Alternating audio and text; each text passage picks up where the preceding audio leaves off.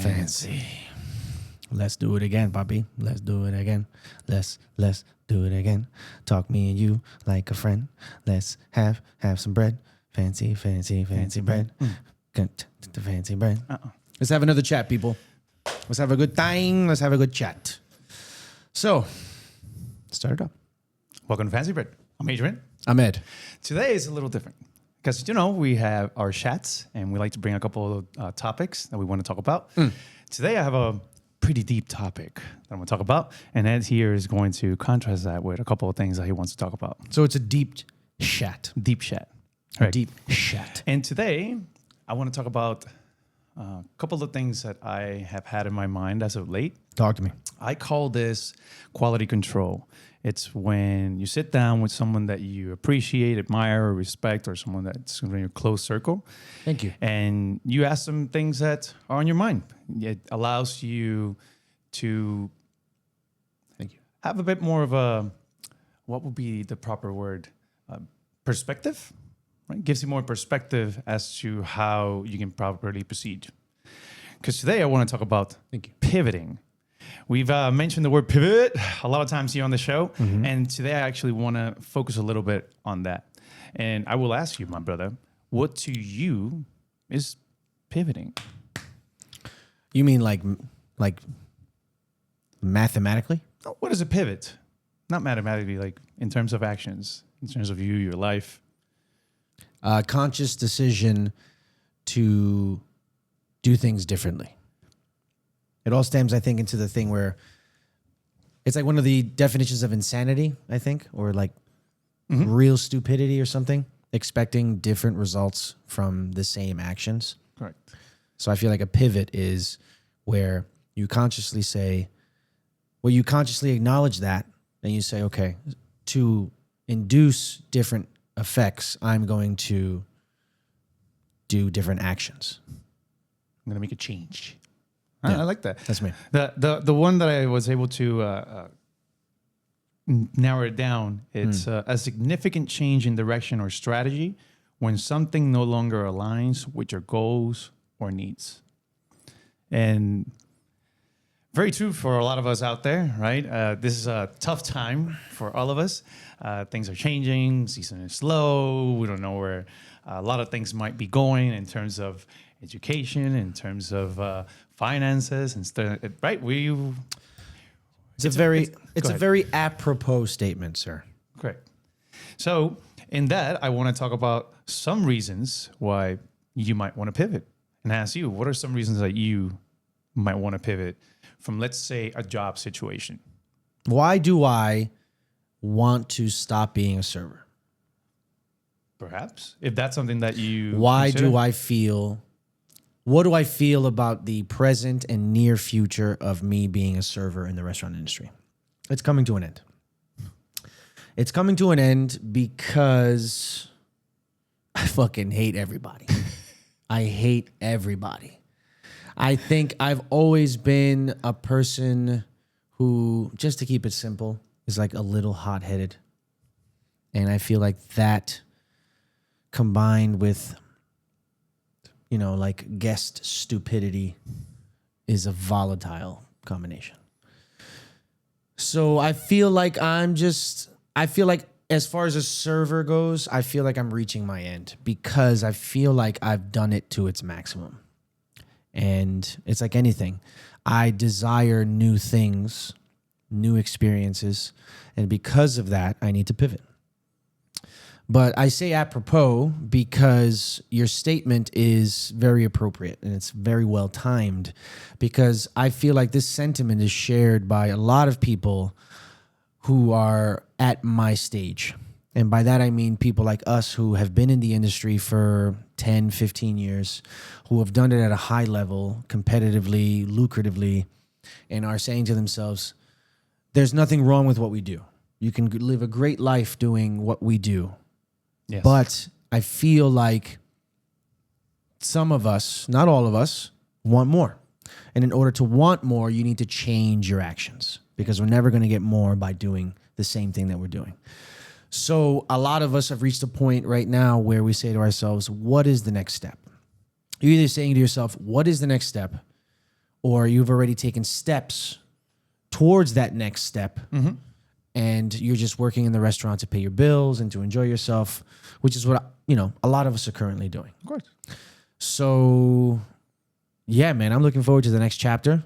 I know for as long as I have to, I'll be in this industry, and I'll keep bringing the stories and having a good time and eating at restaurants and telling people, what the vibe is. But I don't think I'm going to hate people any less. So I got to start thinking about, for the sake of my sanity, how we're going to deal with that. How we're going to deal with that situation. Of course. I'm going to close with some reasons, and I'd like to pass the baton to you, sir. The baton. The baton. So some reasons why you might want to pivot, whether it is your job or any other personal situation that you're in life. Yeah. One of them is a lack of fulfillment or motivation. So if you go to work or in the situation that you're in and you just no longer feel fulfilled or no longer feel motivated to be there and in that situation, that could be a reason for you to make some changes. You got to pull the trigger. Right? You got to pull the trigger, guys. Limited growth opportunities. That's another one. If you see that you reach that point where it's like, I just hit a wall and you can't go over it, you can't go around it, then maybe it's time for you to take that pivot, take that change. And another one is misalignment of values and goals. And that's also when you go to a place and people don't treat you the way that you treat them, or they don't respect you in such a way, and you feel that every time you're there, it takes more from you than it gives you as well.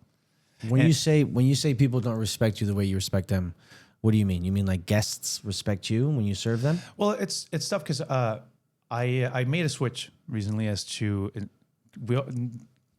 everybody thinks of the golden rule as treat others the way you want to be treated. So I made a little flip to that, and it's don't treat others the way you don't want to be treated. Right, you flip it to the negative. So I try to do that because Negative, I believe that, which we'll cover in a little bit, it's how we approach things that may connect us with the next generation, which is going to go then. And finally, financial reasons. I mean, come on, this should have been number one, but let's keep it for less. Sometimes you just don't make enough, and you might have to consider taking that pivot.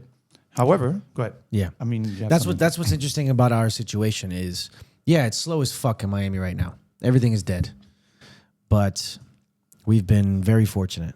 Right. So finances have never been, I think, at the top. I feel so lucky that I've never had to say to myself, wow, I need to get a different job because I'm not doing well enough. So that's not really the issue.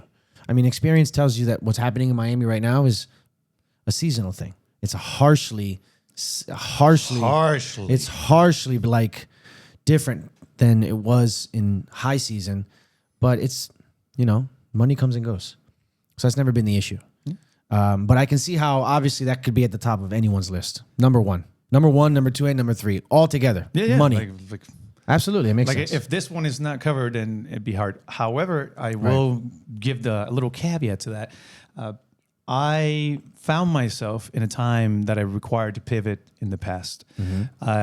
Throughout my whole culinary career, I always wanted to work with the best, and who's better than this? What do I need to learn in order to be there? And then I would just do that. Or who do I need to know? Or who do I need to talk to? And just figure out a way to get to the place where I wanted to be. Yeah. And when we found ourselves in one of the top 100 highest grossing restaurants in the United States.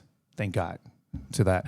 And I remember I went to someone who is a paternal figure to me, and I said to him, I made it. I'm there. I'm in the top of the mountain. And I said, now what? Like, am I supposed to just be here and this is my life? Right. And he made a very interesting question that changed everything for me. He said, what are you doing creatively? Now, taking in mind this person knows me as a fatherly figure a paternal figure in my life. So clearly this person understands that me being a creative person, it's something that I desire to do. And I found that outside of work, I was able to work on that and find myself a little bit more of a, not peace, but happiness or joy, or feel myself complete. So perhaps sometimes what you're searching for might not necessarily be related to work. It's just because we spend so much time there, you might think the issue is work.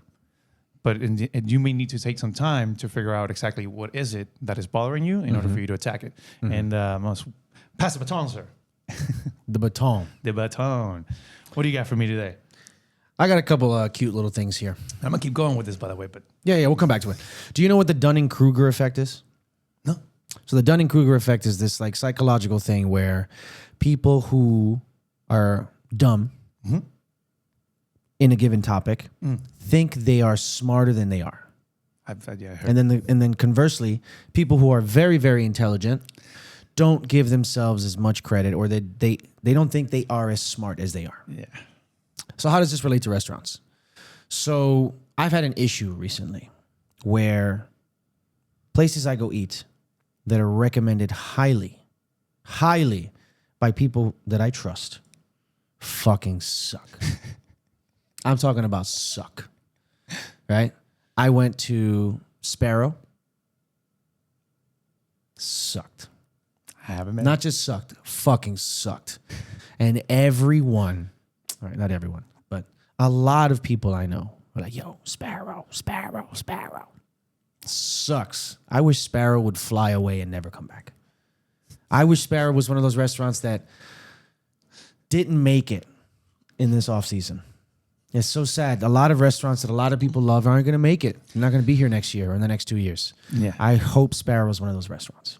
I hope that everyone in that restaurant who's talented and hardworking, that deserves to get paid well in this restaurant world, finds another job, and they are happier and better compensated in that next job, and that restaurant closes the fuck down. You mean you hope that they can pivot successfully?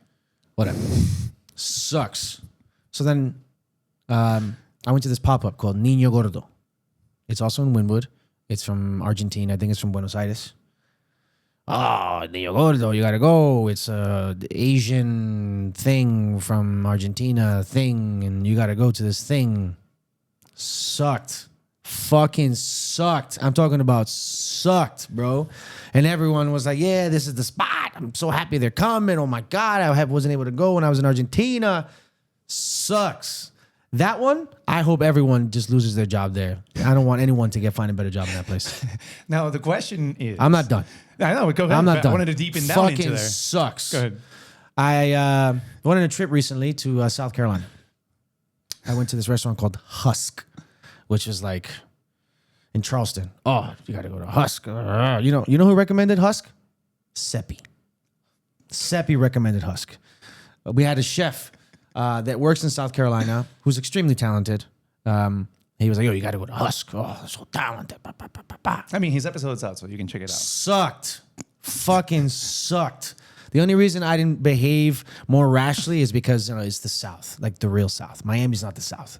Because there was a lot of Southern gentlemen around. I was like, I can't look bad here. But sucked, bro. So what the fuck's going on? Are the people that are recommending these restaurants to me not as intelligent culinary-wise as they think they are?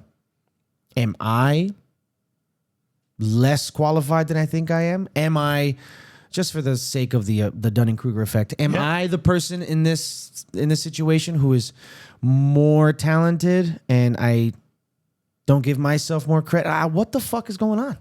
And it's not just about perceptions. Like, okay, I hate saffron. I hate eggplant. You might love saffron and eggplant. It might be delicious to you. Mm-hmm. Everyone knows about the cilantro soap thing, right? Those you don't know, like, I don't know I don't know the chemicals in your brain that make this happen, but to some people, cilantro tastes like soap. And to other people, cilantro just tastes like a delicious herb. I luckily like cilantro. But, anyways, what's going on? But I will ask you, though. Ask me whatever you want. What particularly, or what thing in similar, all these three places that you mentioned had in common that made you think this place sucks? Food sucked. The food sucked. I mean, what are you talking about? Was it poorly prepared, poorly cooked? Was the product itself bad? Was the presentation terrible? Were the flavors misaligned? Sparrow, the only thing that I ate that was good was the carpaccio, which aligns because the 4 people who told me about Sparrow, all of them said the carpaccio was good. Okay. steak was rubbery. Pastas were overcooked. The meatball had ton of sinew in it. It's supposed to be like a Wagyu meatball. Service was terrible. Right? Terrible. Can you mention The only thing that was one thing perhaps about the service? If you have one. I mentioned this. I didn't allude Just for the sake of seeing where we are in the... I didn't allude to the word to Sparrow by name, but now I'm reaching a point where I don't give a fuck. I mean, you don't care if I don't care. I don't care. But I had mentioned this in a previous episode that I had a server who was very technical and not very personable, but he wasn't technical enough to compensate for his lack of personality. You understand? He was very, very cold, which I don't mind. I'm not there to make friends with you. I don't give a fuck. I'm there to eat. I can be a cold server, but the difference between me and this server is that I can be very cold, but I will manicure your table perfectly. I will give you everything that you need with anticipation. Like, I'm going to make sure that everything is sharp. This guy wasn't sharp, and he wasn't interesting. So it was bad on both fronts. Got it. Just really bad, man. The only saving grace at that restaurant was an ex-coworker of mine was there, and he was just amazing. Amazing. My boy Bismarck. He was amazing, bro. He hooked it up. Bro, Bismarck, if you ever see this, I've already told you a million times, come to my restaurant. I will spoil the shit out of you because, man, he treated us very well. Nice. Niño Gordo, bad. Niño Gordo, to me, was like an experience where I feel like the cooks were trying something new. They were trying something very avant-garde. They were trying to prepare food without any seasoning. Interesting. Like, that's how bad that food was. Okay. I said to myself, this food is so fucking bland that I feel like it's on purpose. I feel like there's a camera in here somewhere and I'm getting fucking pranked. Or these cooks, I don't know, where the salt was. went on a retreat somewhere and their guru told them that salt causes cancer. And then they were like, I have to spread this message to the world. It was fucking terrible. And it was freezing in that fucking restaurant. Freezing. I don't understand it. Got it. You pre-chill a restaurant because when all the bodies are in it, then the temperature kind of evens out. Because then if a restaurant is warm before service, the restaurant fills up, then it's too hot, then it costs a lot more to get the temperature low and get people comfortable. So you pre-chill a restaurant, everybody fills it, and then the temperature kind of balances out. No. This shit was for polar bears, bro. It was absolutely terrible. In Husk, in South Carolina, sucked. Food came out cold, bland. The only saving grace at Husk is the service was lovely. Again, I only care about the service after the food. Correct. I mean, it's the South, bro. Everybody was super sweet. The restaurant was beautiful. Again, it only matters because I'm talking about after the fact of the food. You have anything else? Oh, no. Yes, I do. Yeah, have any other questions about that? Oh, no, I do not. But I will take that to pivot if that's okay. Go ahead. Absolutely. Perfect. Now, But wait, hold on. Go for it. You didn't talk about the Dunning-Kruger effect. What do you think that is? Do you think it's people's perceptions are off? Am I the problem? Are they the problem? What's going on? What do you feel? What I would suggest in that case is the people that gave you the suggestions, right? Do they give you the suggestions because they say, oh, because if I told you a suggestion for you to go to one of my favorite restaurants, right? I will say, oh, make sure you go there and have A, B, and C. That's why I go there. Yeah. That's it. I don't tell you, oh, go there because the plays, the light, as you come in at 5 p.m., the sun's... No, I don't give you any of that bullshit. Or I'll be like, oh, the atmosphere is so cool. That would be wasted on me, though. Exactly. You know not to do that to me. Correct. That'd be a waste. I would just tell you, I went to this place. I'd had A, B, and C. I would say at least try A. Everything else, I don't... Okay, but at least try that. But here's the thing, though. And that's would be how I would suggest you, because I guess similar to that father figure of mine that understood that I needed to do something creatively. I understand to you, we know each other for like 7 years or more, right? Unfortunately, yeah. That's all you care about. So if it doesn't have those flavors, that palate that you have as well, because there's certain things that you like that have to be just quality. Like a good piece of steak to you is not about, over condimenting it and adding all these spices that is going to make this thing taste like that thing. I'm a pure steak eater, you're not, bro. You're not like that. So if I'm a I pure tell you steak go eater. to a steakhouse, it's because this steak is going to blow your mind. Don't give me sauces. Don't give me none of that shit. Just give me salt and pepper. No, that stuff. Even when you go to a pizza place or when you go to most restaurants for the first time, you always tend to ask, I want to have the simple thing. Because if they can't do the simple thing right, then fuck it. Right.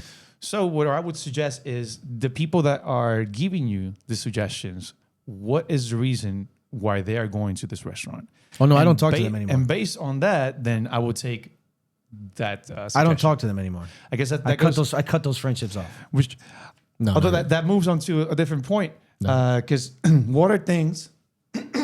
sorry. What are tools for... Appreciate it. What are tools for a successful pivot? And I have 3. However, I'm going to jump number 1 and jump to number 2 because that is related to what you're saying, a support network, right? So a support network is when you surround yourself with at least 3 to 5 people. It could be more, but 3 to 5 is a good number for you to keep it under control, keep that quality control close. And these are supported people who encourage and inspire you, and you need to balance your time to focus on those relationships. So I understand that if those people that gave you those suggestions not necessarily aligned with your values or your goals, then it's okay for you to say, I'm not going to go to those people for that anymore. And that's okay. And this comes to that's emotional maturity, because I'm sure that we've all had that situation where we all had to kind of let a friend go. Or not necessarily just let them go, but say, hey, I know I see you once a week, or I know I see you twice a week, but I need to take it down to once a week. Or perhaps we're going to talk on the phone, or perhaps we see each other once a month. And it doesn't mean I don't love you. It doesn't mean I don't appreciate you. It just means that what I'm trying to work towards does not align with you or with the time that I'm spending with you. It's not that black and white though, because Please go ahead. I'll tell you further how bad Sparrow was. Back to Sparrow. And why it's important, because it's bad, but it's a different kind of bad. So I recommended a particular steak at a steakhouse to a friend of mine who has a very, very sophisticated palate. And he was like, when we ate the steak together, he was like, yo, this steak is not that good.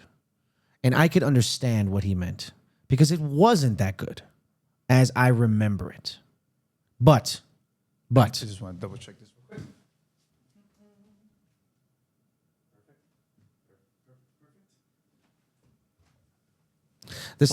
the steak wasn't as good as I remember it. I agreed with him. But here's the thing. There's a range. There's an acceptable range where this food falls into. If you go eat somewhere and you say, yo, you got to go to, you got to go here and you got to have this, it's amazing. I'm like, okay, if somebody says something is amazing, that's like a 9. Yeah. That's like a 9. Yeah. It's not perfect, but it's an 8 to a 9. Yeah. I mean, it starts with A, and that's 90%. That's universally accepted, right? So I go eat at that place, and I have this amazing dish that you recommended. And I don't think it's amazing. But hey, you say, you know what? There's an acceptable margin of error there. It falls into a category where I say, I can see why Adrian thought this was amazing, but it's not for me, right? That means the dish was prepared perfectly. I can discern these things. You eat, you do anything enough, you get good at it. I've eaten so fucking much that I can eat that dish and say, this is fresh. This is delicious, I can even say, because I can taste the purpose of the dish. But I can then, after all that, not even say it like inconsistently. I can say, but I don't like this. It's not for me. So it falls under a margin of error where I say, okay, for me, this is a 6 or a 7. But hey, do you like that? Do you like this certain dish? I recommend you go here and you try this because I think you would like it. Knowing that someone who likes that vibe would love that dish. Got it. At Sparrow, nothing fell under that margin of error. Nothing. I swear to you, I said to myself, I called my buddy and I was like, yo, what the fuck were you on when you recommended this restaurant? So anyways, go ahead. I'm sure he had an answer for that for sure. Whatever.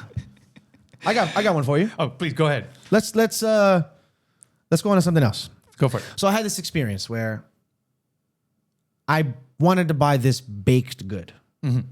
It doesn't matter what it is. Fill in the blank. And I see it in the window of this little cafe, and the owner is there, and I say, I'd like that. That looks fantastic. I like my baked goods warmed. It's just, for me, it's preferable. Yeah. So then I ask her, I say, could you warm that up for me? And she goes, well, it's actually served room temperature. And then you know what I said, me? You know what? No problem. However you recommend it. I'll have it that way. And then she goes, well, listen, but if you want me to warm it up for you, I will. I'll warm it up for you. Me and this woman went back and forth having the most politely aggressive argument I've had in a long time. Please elaborate. I mean, think about it. Me, listen, whatever a chef tells me, I'm going to acquiesce to. It's like, it's your vision. It's your dish. I respect you. Let's have it the way you intended it to be had. That's why I also love when someone asks me, oh, temperature for that? Chef recommendation. Right. Yeah. It's like, this is your house. Whatever you want. So I didn't know how to feel about this. Yeah. I didn't know whether to be upset. I didn't know whether to be like flattered. It was very strange. It's a very strange thing. This woman who owns this thing, and I even asked her, I was like, are these made here? She was like, yeah, my staff, we make all these in-house. I said, okay, so it's like your recipe. It's like even much more ownership of it. Yeah. I was like, no, I'll have it however you intend me to have it. However you recommend I have it, I will have it.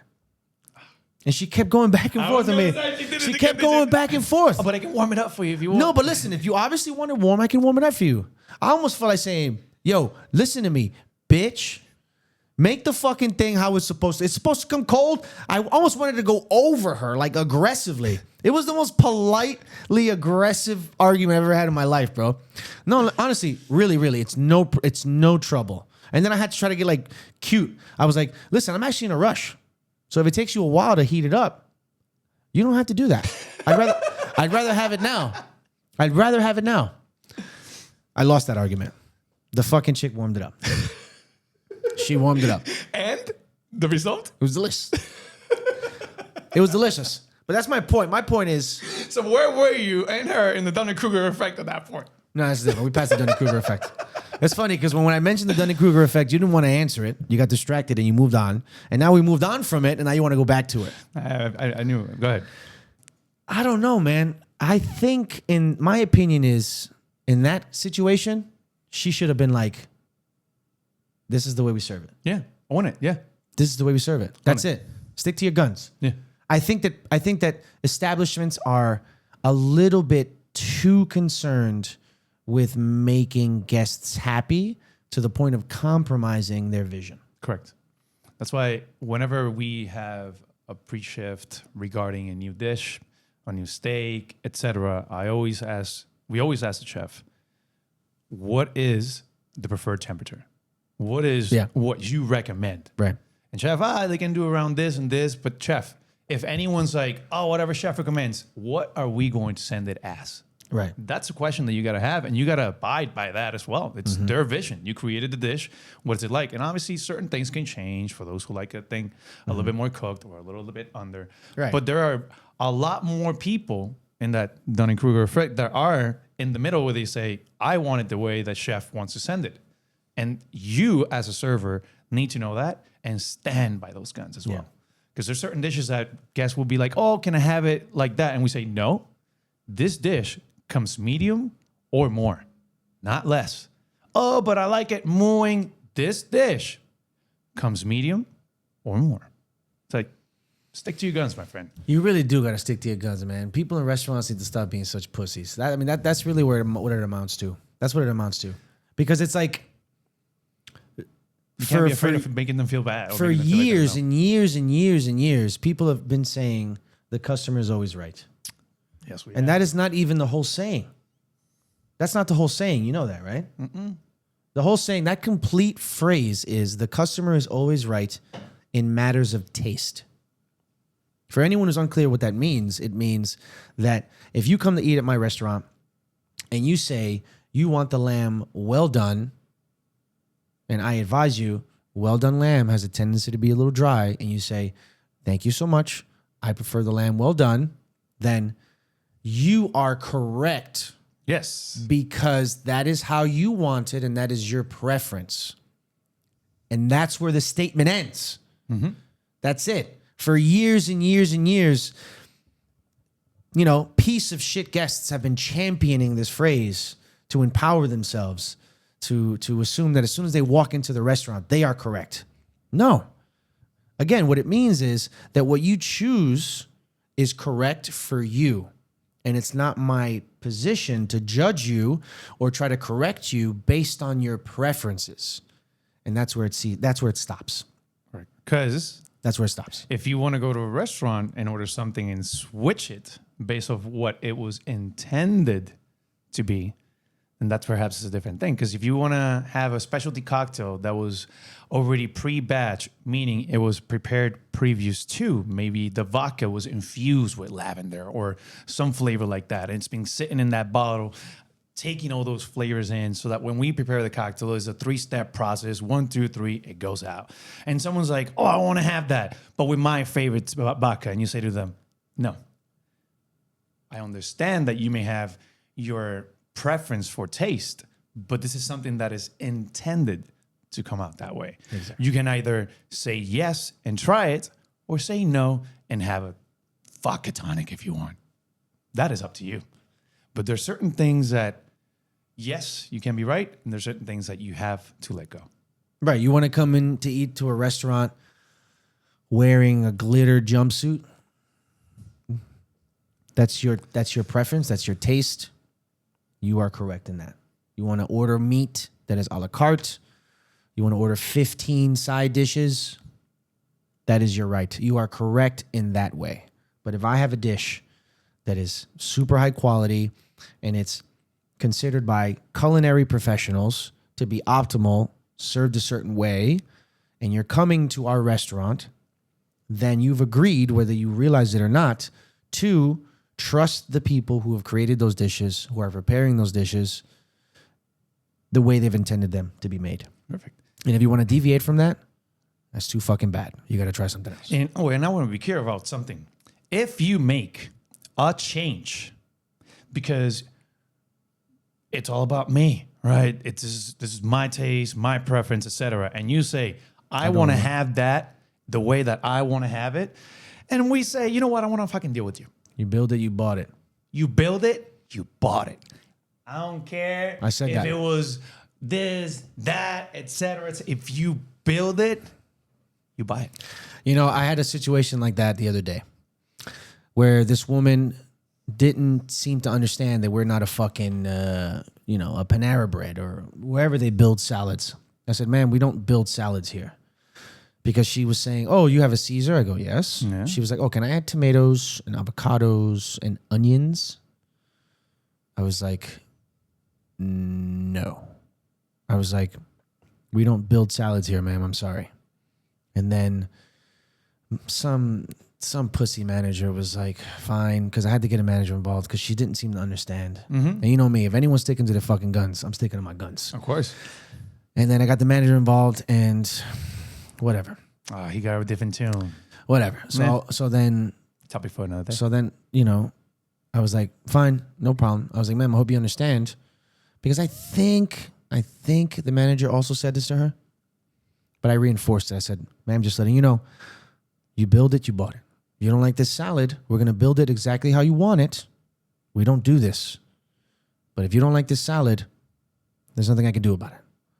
Well, what do you mean there's nothing you can do about it? I was like, are you serious? I was like, let's build your salad. If you don't like the salad, you built it. I'll box it up for you, and you can take it home with you. You can take it home with you. And then her husband finally, this little Amazon bitch finally was like, just order your salad, honey, please. And she ordered her salad. Thankfully, she enjoyed it. But it's a situation where people don't understand. It's like, you're not correct in everything. The customer's not always correct. We're here to take care of you, but that's not the way the world works, man. Mm-hmm. I do that with cocktails all the time. can I do, because you know me, if you ask for a different vodka in a fruity cocktail that has vodka already, I just go, sure. Yeah, I'm bringing the same. Let's bring you the fucking cocktail the way it is, all right? But if you want to substitute and this, and that, I'll be like, I just letting you know, you don't like this cocktail, I'm leaving it on the table. What do you mean by that? Well, if you build it, you bought it. Simple as that. You know, it goes into the topic, the third one that I want to mention, and that's the third tool, which is education. Right? And I asked you, similar to the situation that person was in, how do you learn at this age? How do you learn something new? How do I learn something new? Yeah, like what is it if you know what is the best way for you to learn something? You know the way I've been learning things recently? It's not very efficient. I will admit that. I apologize. Is by filtering through hours of shit that I see on YouTube Shorts. And I mean hours of shit. Got it. You know what I really hate? I hate all of these these financial advice and health and spiritual advice. I just do this to get this. I'm like, man, shut the fuck up, bro. But where do I appreciate those videos? Because my algorithm will be stuffed with videos of, like Aiden Ross, whatever. I'm not even going to get too much into that. But then, okay. Whether Aiden Ross-esque videos intended this purpose or not, I'll be like, hey, you know what? Yeah, my pants are getting a little tight. They're getting a little tight. Maybe I shouldn't order dessert when I eat out anymore. Maybe I shouldn't eat out as much anymore. Maybe I'll take a little break. Yeah, I didn't tell you this, but I haven't had a drink of alcohol in almost a month. I decided to take a little break. Not because I have an issue, but because I have self-control. I don't really drink that much anyway. But I said, you know what? Let me take a little break. And I feel fantastic. That sounds great. And I got to be honest with you, it's been fucking tough. It's been It is. tough. Not because I yearned for it, but just because I'm having a slice of pizza. I want a beer. Yeah. It just goes together, guys. I don't drink soda, but come on. You're having like a nice slice of pizza. You got to have a Coke, bro. Or at least smell a Coke. I've been smelling glasses of wine recently. Just sniffing them. You're having a nice pasta or steak. Give me a glass of red. Give me something. Yeah, sure.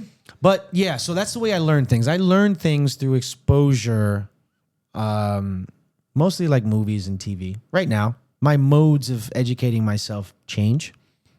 But, I'm chilling at home, watching some YouTube shorts and sifting through a lot of bullshit to get a little ounce. Nice. A little ounce of information.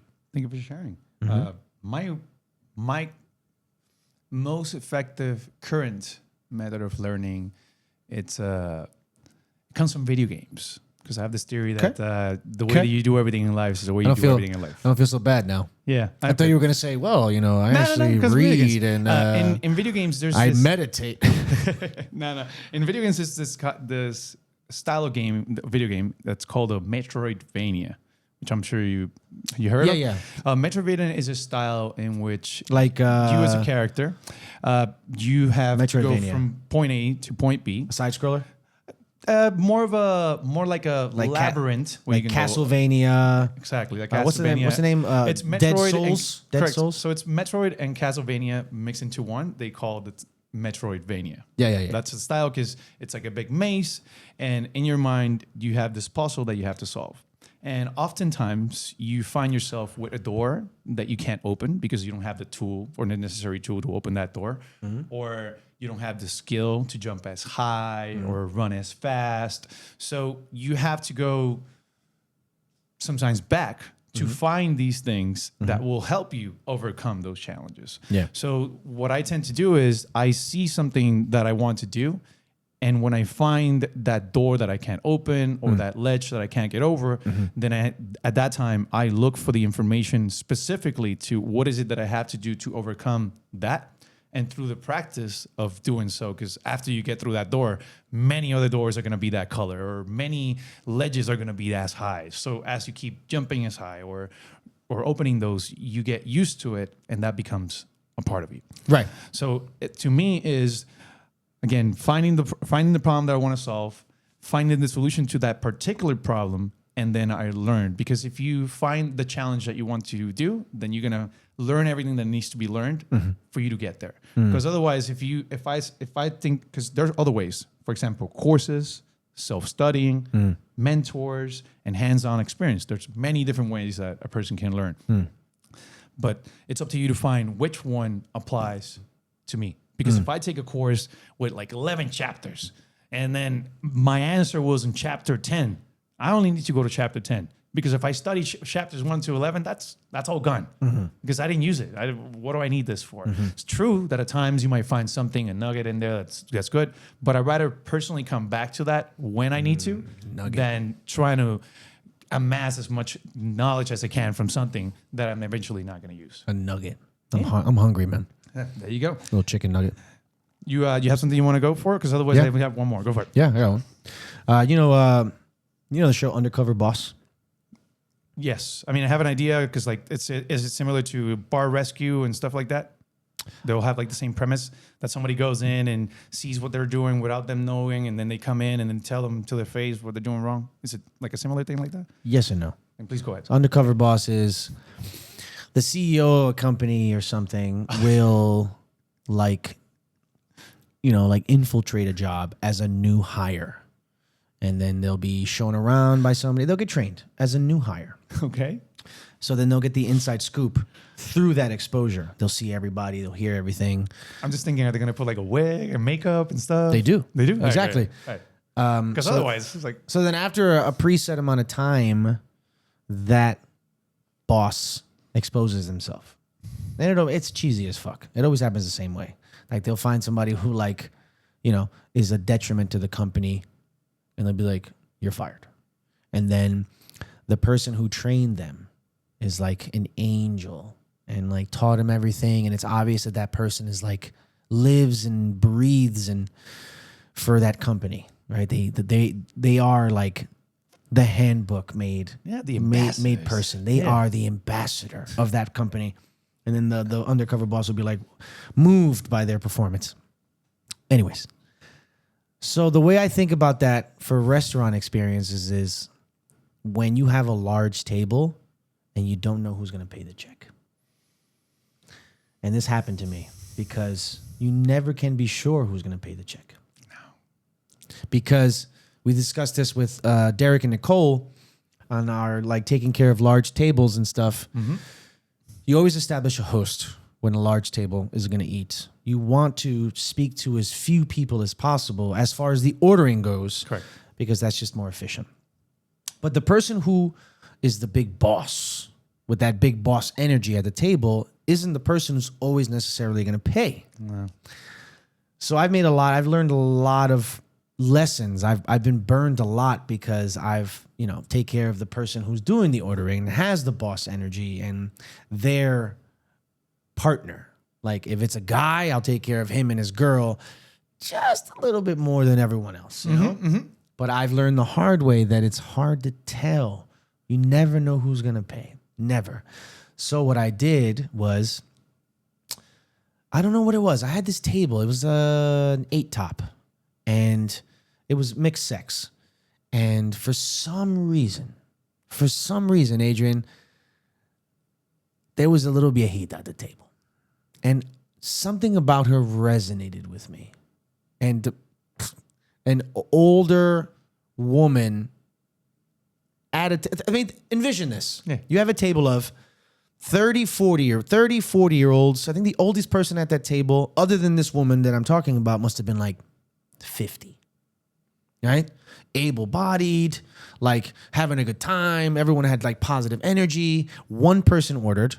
Right, was this guy, blah, blah, blah. And then one of those 8 people was a viejita. And I was like, I don't know what it is, but I need to be extra sweet to this woman. I don't know if she just gave me that grandma energy. Which is awesome. So I was sweet to the host who ordered, but I just kept going back to this viejita. And when the boss asked for the check, I gave it to him, and he handed it to the viejita. Viejita was paying. And Viejita paid.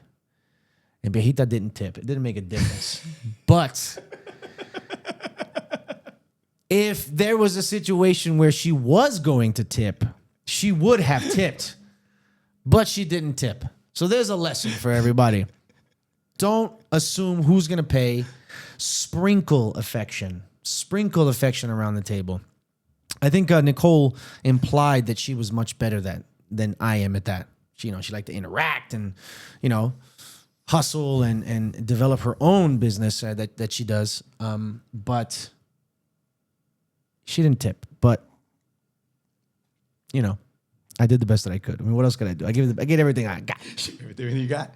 Now, you have this last tool that I want to talk about that is a tool for a successful pivot. And in it, I will ask you a two-part question, right? And one is, do you believe in manifestation? And what, in your words, do you think that manifestation is? By manifestation, do you mean like The Secret? I guess. Like, what do you feel? Manifest it into reality and it comes true? I guess, yeah. I mean, No. what to you is? That's all bullshit. I don't live in the metaphysical world. Fuck all that shit. My feet are here, planted in front of me. If something's gonna happen, I'm going to make it happen. And I don't envision. I don't envision shit. I don't manifest in my brain. What I do with my thoughts is positivity. I think to myself, today's a good day.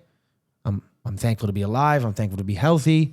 Let me try to be positive as I can with people. But like envisioning, oh fuck, come on, Bitcoin, go up. Like, no, bro. No. I feel you. I'm not like that, man. Listen, if that is the person you are and that's how you live, and you feel like, hey, listen, this has actually created results for me. There are people who are like that. Hey, no, listen, I'm envisioning, it's going to go up. Crypto's going to go up. This is going to happen.